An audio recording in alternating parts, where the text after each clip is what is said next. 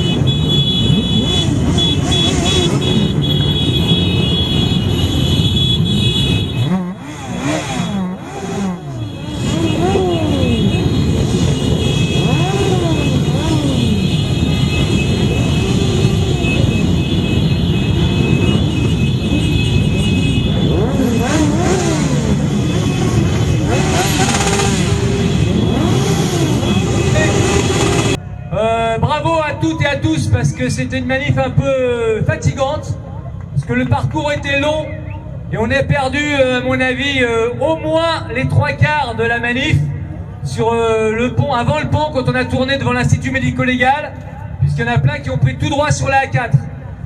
Donc, bon, on espère qu'on les retrouvera un jour.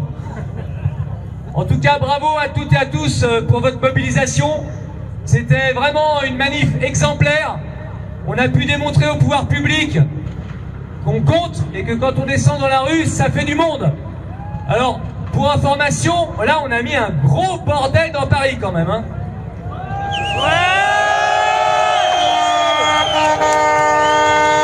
Pour ceux qui ont des applications smartphone ou iPhone ou je ne sais quoi sur le trafic, bah, c'est rouge partout là. Enfin, c'était rouge partout.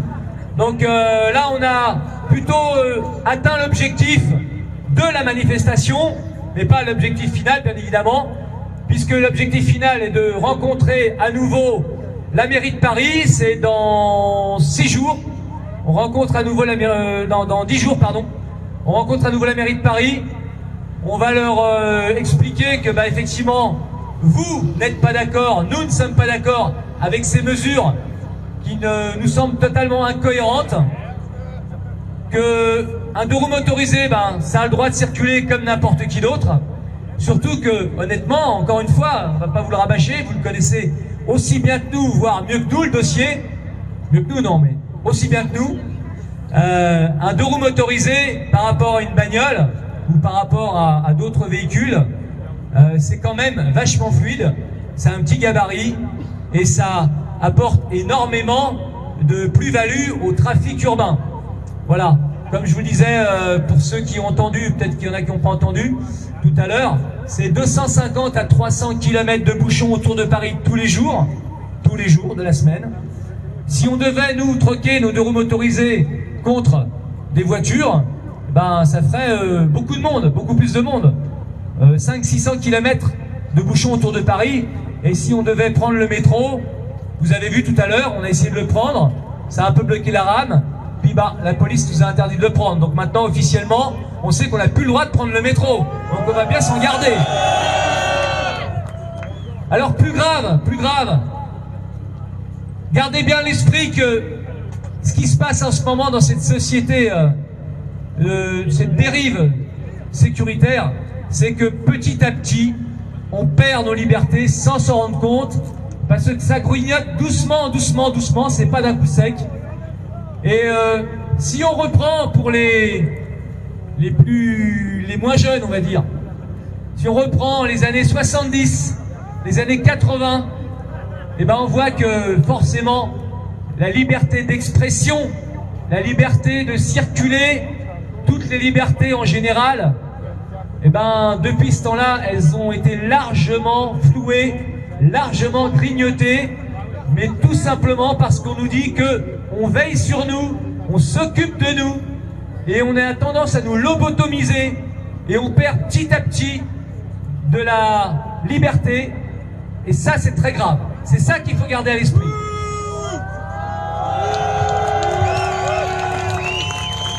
Et tout à l'heure, j'en parlais avec nos chers amis des voitures, parce que il faut souligner, il y a des voitures qui nous ont rejoints aujourd'hui. Une 2 chevaux, bon, elle est toute seule, mais elle représente ce patrimoine culturel français, voire étranger, de voitures de collection. On a une Jeep Willys qui nous a rejoint aussi, on en parlait justement. Ce qui est très grave aussi, c'est que si on reporte le problème du deux roues motorisé sur un appartement par exemple, ou un bien immobilier, ça voudrait dire qu'aujourd'hui, on nous dit, vous avez acheté à une époque, où il n'y a pas longtemps, un deux roues motorisé d'avant 2000. C'est bien, vous avez payé votre carte grise, vous avez payé l'acheteur, le vendeur, vous payez tout ce qu'il faut dessus, les taxes, etc. Et tout d'un coup, on décide que vous n'avez plus le droit de l'utiliser, terminé. Si on repart, donc tout le monde, enfin, nous les motards en tout cas, on trouve ça complètement hallucinant. Bon, la majeure partie du public, je dis bon, ouais, pourquoi pas, après tout, s'il pollue un peu. Mais si on reportait ça sur l'immobilier, si on disait aux gens, madame, monsieur, vous ne pouvez plus habiter dans votre appartement que vous avez acheté, que vous continuez à payer en plus, parce que il n'est plus vraiment conforme, donc dehors. ça serait la révolution en France. Ça serait totalement inadmissible. Et pourquoi ce serait inadmissible pour d'un appartement ou d'autres biens? Et pourquoi ce serait admissible par nous? C'est totalement inadmissible qu'on nous demande de laisser nos deux roues motorisées, laisser notre matériel et ne plus s'en servir. On l'a acheté, il est à nous, on a le droit de l'utiliser, d'autant plus qu'on n'est pas les plus gros pollueurs. Encore une fois, la pollution, elle vient à 80% de l'industrie, du chauffage et de l'agriculture. Et encore une fois, comme on doit bouffer, on doit chauffer et on doit faire continuer à fonctionner l'industrie, on peut peut-être le faire avec d'autres moyens, des moyens peut-être plus écologiques. Parce que évidemment, on est tous d'accord que l'écologie c'est important.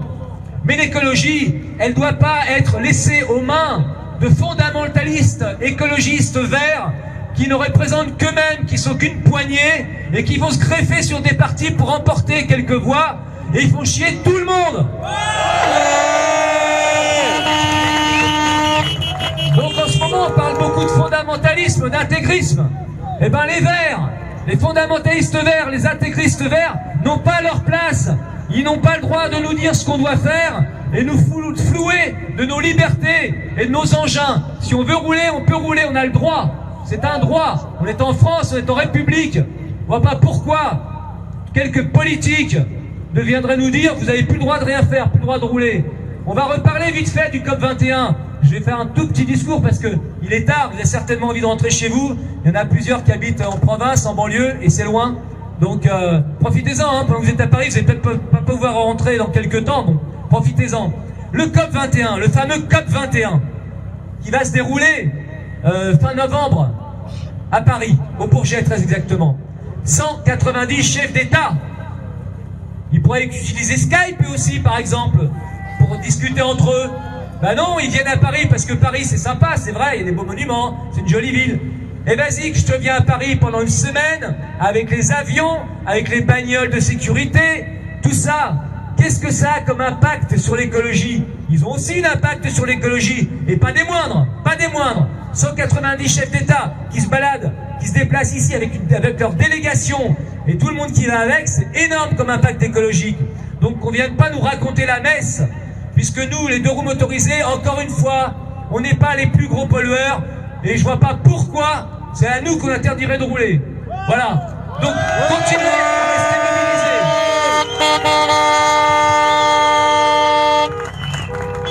Continuez à rester mobilisés surtout. Faire une manif, c'est bien, mais il faut aller dans la continuité, dans la pérennité. Parce que si les gouvernements ou la mairie de Paris, aujourd'hui, voient qu'on se mobilise énormément, ça va les interpeller parce que nous aussi, on vote. Nous aussi, nous sommes des citoyens comme les autres. Et attention, parce que ce qui se passe aujourd'hui à Paris va se passer en province aussi, dans les grandes villes de province, à Grenoble notamment. Là, dans pas longtemps, dans une semaine, ils sont en train de mettre en place les vignettes de couleur. Donc les autres villes aussi sont impactées. Donc restons mobilisés, restons vigilants pour ne pas se laisser emmerder par tous ces politicards qui n'ont rien compris et qui voudraient nous faire aller à pied ou en métro uniquement. Staline, c'est terminé. Merci à toutes et à tous pour votre mobilisation. On va maintenant disperser la manifestation dans le calme, bien qu'on ait vraiment envie de se rebeller. Donc pour l'instant, on va encore faire dans le calme. Et je vous dis à très bientôt à toutes et à tous. Merci encore et bravo.